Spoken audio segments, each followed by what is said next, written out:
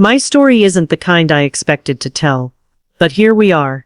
They say the worst friend to have is the one who turns your home into a cage. I never imagined those words would apply to me. I'm Lily, and Jenna and I have been inseparable since building blanket forts in my parents' living room. We shared secrets and laughter. We always promised each other we'd conquer the world together. So when Jenna called one spring morning and offered me a spare room in her grandmother's old house on Elm Street, I was over the moon. I only needed a few months before my new job started, and living back in our old hometown sounded perfect. The Victorian house, with its green painted shutters and creaky porch swing, looked exactly like something from a memory. Our childhood castle come to life. Of course I said yes. That afternoon I packed my car with boxes of books, framed photos, and a stuffed rabbit from childhood. I listened to our favorite playlist on the drive, window down, singing along to songs Jenna had blasted on her tiny stereo when we were teenagers. I told myself I was coming home, but when I arrived, the house had changed. The garden was overgrown and the paint chipped, with a faint musty smell underneath. I swallowed a lump, telling myself it was fine. Still, the old house seemed to eye me with secret. I packed any essential things, a change of clothes, my wallet, and that silly old photo of us as kids. I tugged it from my shelf and slipped it into my pocket for courage. Jenna greeted me at the door with a tight, bright smile. "Lil," she said, hugging me so hard I thought she'd squeeze the breath out of me. "Welcome home. I can't believe you're really here." Her eyes shone with excitement, and for a moment I forgot everything. We laughed as she showed me around. The attic bedroom with slanted ceilings and glow-in-the-dark stars, the cozy kitchen where our secret club meetings began with too much lemonade, and the creaky hallway where we'd raced on skateboards as kids. It felt like a reunion in slow motion. Jenna was playful as ever. "Look at this," she said, flinging open the attic door. "A whole room just for you." The ceiling was painted soft blue with tiny stars, exactly what we imagined our bedroom would look like at night. I remembered gasping when we first discovered the attic fort as children. Now, as I stood there, tears of nostalgia filled my eyes. "It's beautiful," I whispered. Jenna winked. "I knew you'd love it." We spent the afternoon unpacking and snacking. It felt like a slumber party without the sleeping. We ate pizza on the floor and reminisced about Mom's burnt cookies and the time we accidentally dyed our hair pink. Jenna even pulled out a worn fairy tale book and read me a chapter, just like old times. The house smelled of history. Vanilla candles and something comforting I couldn't name. I felt warm all over. For the first time in months, I really did feel at home. That evening, over dinner in the cozy kitchen, something shifted. Jenna slid a piece of paper across the table. "So, rent is $50 extra each month," she said casually, folding her hands on top. My fork froze halfway to my mouth. $50? I echoed, trying not to sound shocked. Jenna, I thought I could stay here for free, at least for a while." Jenna's smile didn't falter, but there was steel in her eyes. She shrugged. "For the first couple of weeks, sure, but I have bills too, you know. We're both adults now." Her tone was gentle, as if she were explaining bedtime rules to a child, but the word rent felt wrong coming from her. I forced myself to smile. "No problem, Jenna," I said, my voice a bit too high. Inside, my stomach twisted. I thought I might wake up. Later, sitting alone on the old couch, I stared at the contract in my hand. It felt like paper made of lead. Everything had been fine this afternoon, but in an instant it felt so different. I realized something heavy in my chest. I wasn't just Lily, Jenna's lifelong best friend. I was Lily, Jenna's tenant.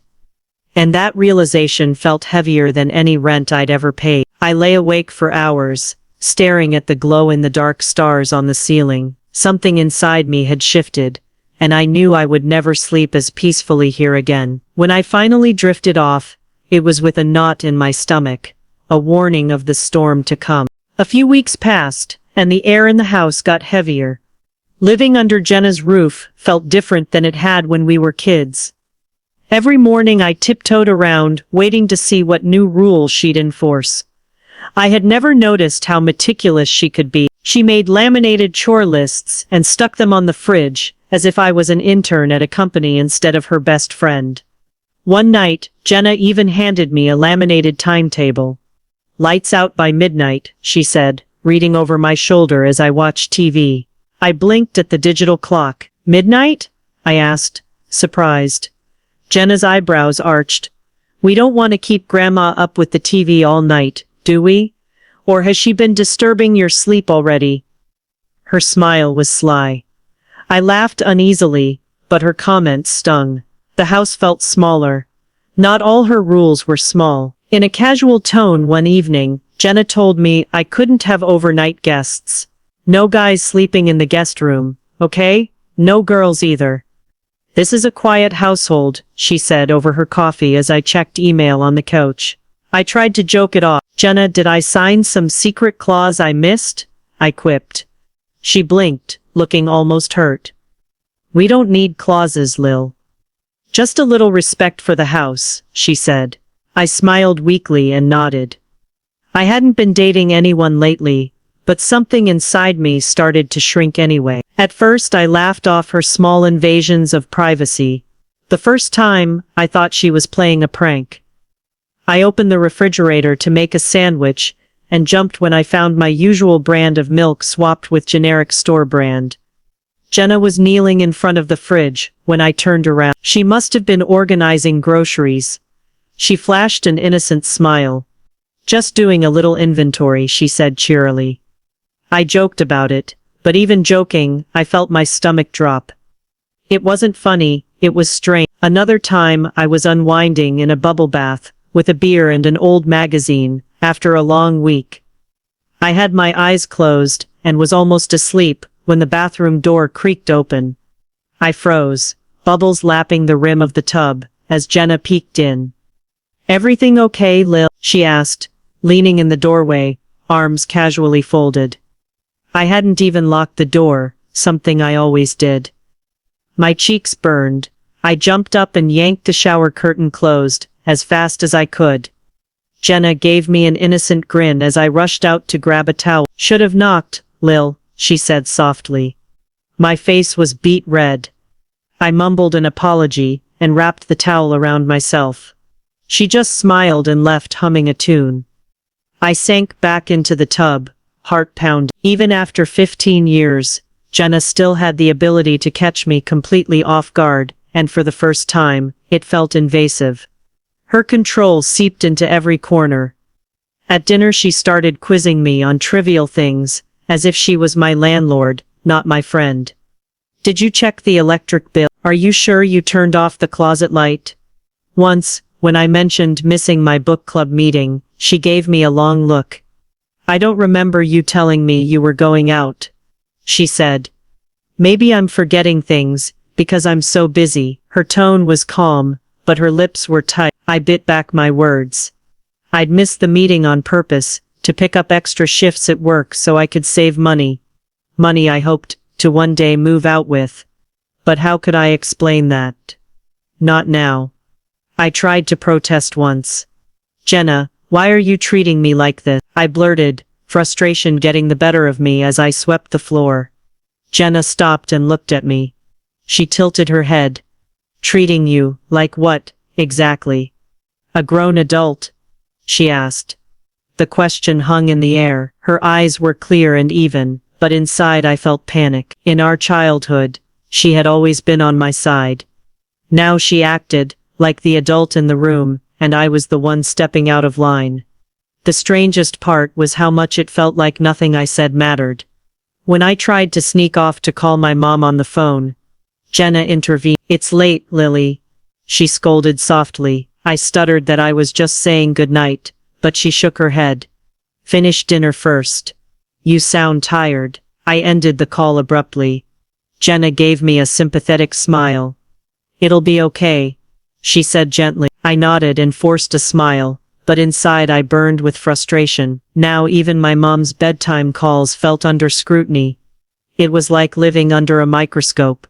One Friday, I invited a coworker friend, Mia, over after work. Jenna barely let me finish the plan before appearing at the door behind me. "Oh, a guest?"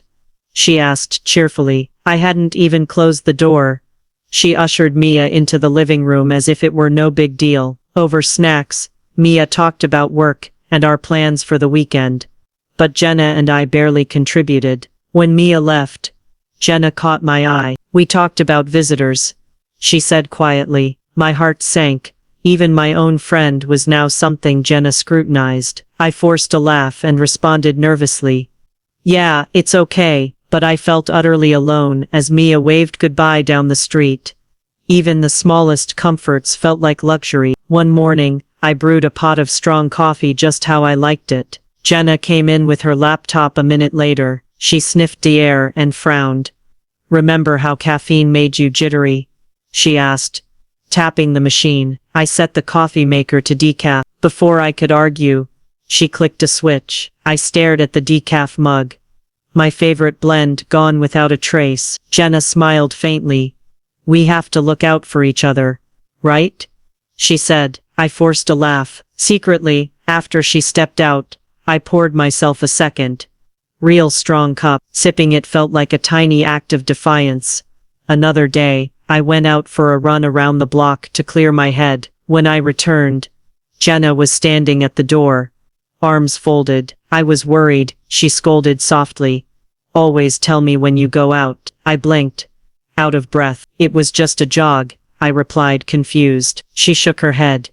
"It scares me when you disappear." My cheeks burned. I nodded and went inside quietly, feeling like a child sneaking in under curfew. Lying on the couch that afternoon, realized Jenna had become part roommate, part guardian, and I was stuck in her system. I felt an overwhelming loneliness. I longed to text Maria to vent, but each time I picked up my phone, Jenna's voice in my head said, "Do you need help?" I lowered the phone again, feeling trapped. Once, over Fruffbist, I joked, "I feel like I should start paying rent in hugs or something." Jenna's face twitched. "If only." She smiled smoothly and winked. Then she added, "We both make sacrifices living here. You get a roof, and I get help around the house." She paused like she expected the words to sink in. I forced a grin. "Don't worry, I'm grateful really," I said. But inside I was fuming. There was that tone again. Gentle, but it cut deep. I was in the shower, scrubbing shampoo out of my hair, when I felt tears mix with the water. I didn't know whether I was crying because I was sad, angry, or just so exhausted. Standing under the warm spray, I realized I was living in the same old house, but it didn't feel like home anymore. A part of me snapped. I knew that things had to change, and soon. Another 2 months slid by, and now it felt like I was tiptoeing around a stranger who happened to know all my secrets. The attic room was stifling at night, as if the air itself was spun from tension. Jenna became like a ghost at home. One minute she was warm and easygoing, the next she could switch on suspicion in a heartbeat. I started flinching at her footsteps. One evening I called my sister Maria from the porch to vent. Jenna was in the kitchen but speaking too loudly about bills. "Hey sis, I just needed to talk," I said quietly. As Maria told me a silly story about her dog, I finally felt calmer. But then I noticed something. Jenna standing at the doorway, arms crossed, sipping tea.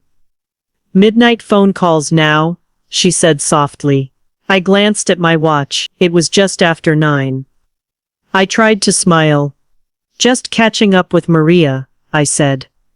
Jenna's eyes glinted. "You should read a book instead of the phone," she added. Something inside me snapped. "It's my life, Jenna," I retorted, frustrated. "Let me have one moment alone." She froze, hurt flashing in her eyes. But then her head tilted. "One moment? You think this is one moment? After everything I've done for you?" It wasn't a question. I felt like I was shrinking. "You pay rent here, Lily," she said. "We have rules." The anger in her voice was soft but unyielding. These are the rules, or you wouldn't last a week here. Guilt boiled up, but I pushed it down. You invited me here, I countered, voice low. I'm just calling my sister. Jenna's eyes burned. You think I don't know you have other people? She snapped. You never even mentioned Maria before. Loyalty. She raised an eyebrow and folded her arms.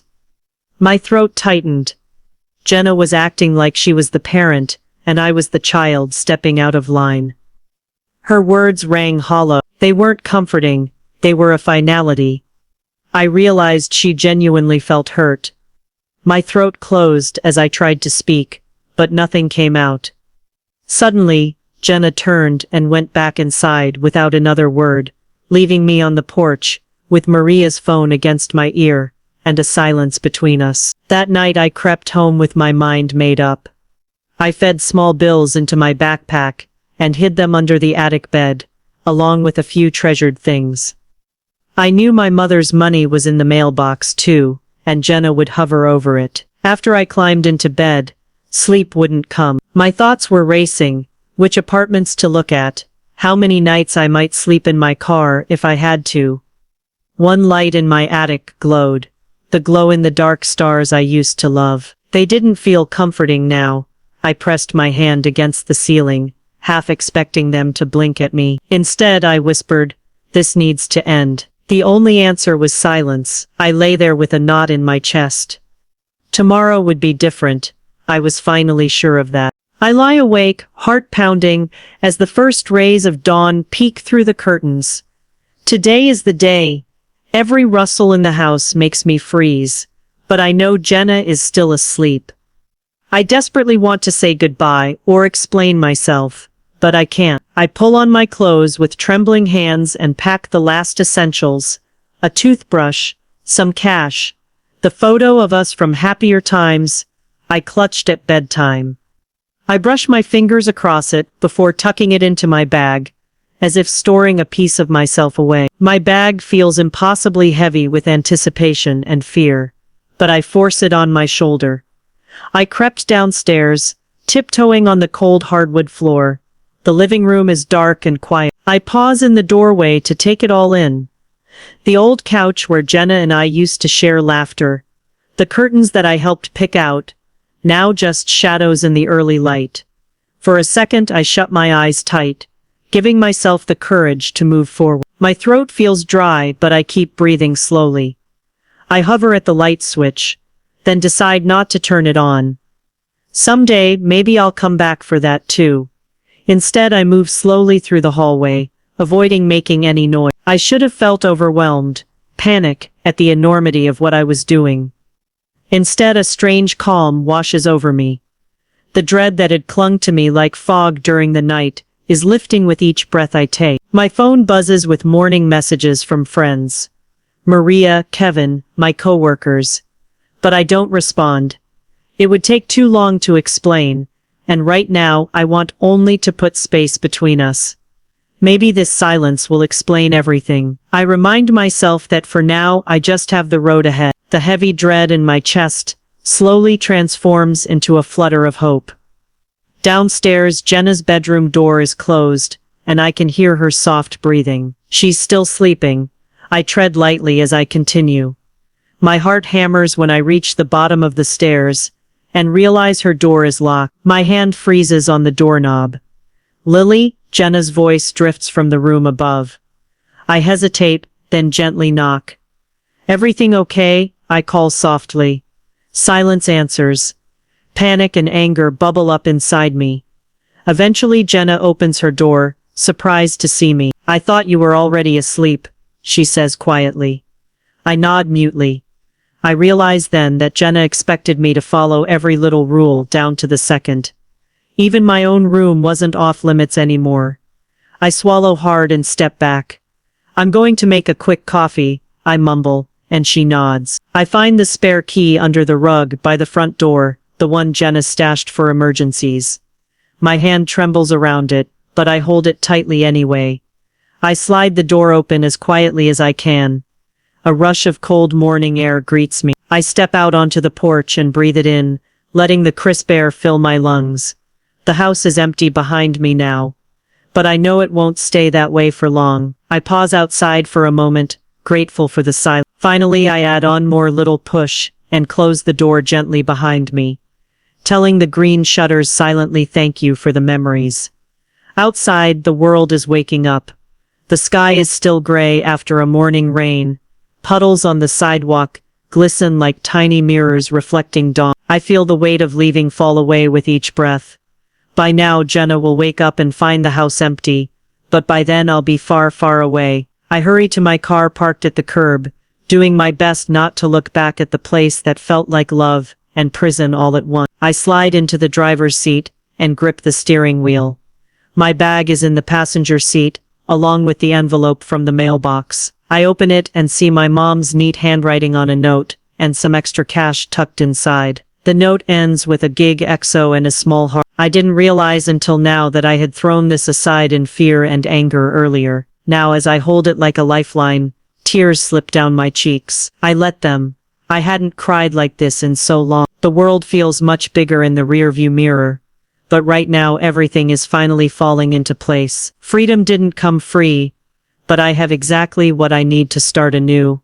I drive away slowly, watching the Victorian house shrink in my rearview mirror. My legs have turned to jelly, but I don't dare look back. I can almost imagine Jenna stepping to her bedroom window to check on me, her face framed by the morning light. I don't give her the satisfaction of seeing my face. Instead, I focus on the road ahead. Every mile I put between me and that house makes my chest feel lighter. Traffic begins to pick up as the city wakes. I feel a strange excitement bubbling up. Plans I'd shelved, people I'll reconnect with, a future I can finally shape on my own terms. I remember how often Jenna said we'd conquer the world together, and I realize I intend to do that now. The highway stretches out before me and I merge onto it. I glance at the speedometer as I pick up speed, trying to measure how far I'm going. I whisper softly to the car's empty interior. I made it, Jenna. A small laugh of disbelief and relief escapes me. The kind of laugh that happens when something surreal occurs. Dawn finally breaks fully, painting the sky in shades of gold and pink, and I feel like I'm finally alive again. I pull into a parking lot I know well, a small cafe near the river that stays open late. My hand hesitates on the door for a moment before I switch off the engine and climb out. The morning air is surprisingly warm on my face. It's not the old house anymore. There are no creaks here, no eyes watching me. I take a deep breath and feel the tension leave my shoulders. Inside the cafe, the smell of coffee and cinnamon rolls hits me. I order a latte and find a quiet corner by the window. The barista smiles at me like she would a new regular, unaware of what I've just done. I sink into my chair, my warm cup in hand, and let myself feel something I haven't felt for a long time, actual hope. My phone buzzes, 2 missed calls from Maria, and a text from Mom. Everything okay? Call me. I smile. I left it silent on purpose overnight, but now I feel ready to reconnect. I shoot a quick message back, call you in a minute, love you. Then I dial Maria. When she picks up, I laugh and say, you will not believe what I did. Her shocked reply trails off, and I simply giggle. For the first time, it feels good to surprise someone else. We grab a couple of sandwiches and sit by the window overlooking the river. The sunlight sparkles on the water. As we talk, I feel normal again, like the days before the chaos began. The weight I'd carried is gone. Maria asks if I'm going back to the house anytime soon. I shake my head. It's not my home anymore. We both look out at the reflection of Jenna's Victorian in the water. I can see it fading in the distance, and I smile. Later, I walk into an apartment office downtown. I don't speak aloud, but in my mind I sign a new lease for a tiny place of my own. I can still feel Jenna's old eyes watching me in every doorway, but I brush off the unease. By evening I have keys to my new apartment and a list of fresh plans. I even drive by the old house on the way home, not to knock, just to say goodbye in my heart. The lawn looks the same as ever, but I no longer belong to it. That night, I relax on the couch of my new apartment, my rescue cat purring beside me. I flip through a photo of Jenna and me as kids.